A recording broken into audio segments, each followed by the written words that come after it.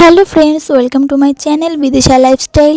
তোমরা সবাই কেমন আছো? আশা করি তোমরা সবাই অনেক ভালো আছো আর আমিও অনেক ভালো আছি। তো চলে আসলাম তোমাদের কাছে একটা নতুন ভিডিও নিয়ে। তো গাইস, আজকে আমি বানাতে চলেছি পুডিং।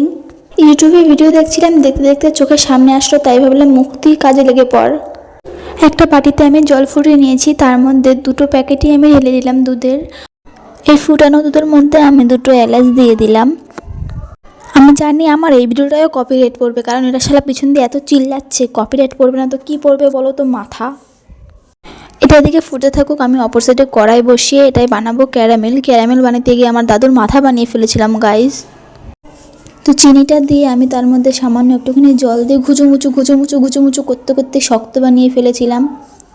যাই হোক, আমি আর একটা বাটিতে ডিমটা ফাটিয়ে নিয়েছি।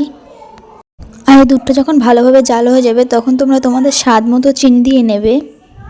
যেহেতু আমি নিজেই নিজের ক্যামেরাম্যান, তার জন্য এর মধ্যে যে আমি ডিমটা দিয়েছি সেটা আমি দেখাতে ভুলে গেছি গাইস।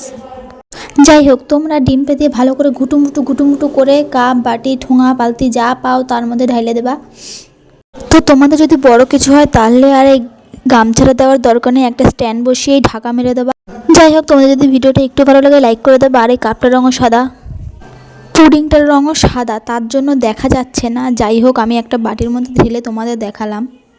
তারপরে আমার স্যাম্পেলকে খেতে দিয়ে দিয়েছি, তার রিয়াকশানটা তো দেখতেই পাচ্ছ, মানে সত্যি ভালো হয়েছিল গাইজ।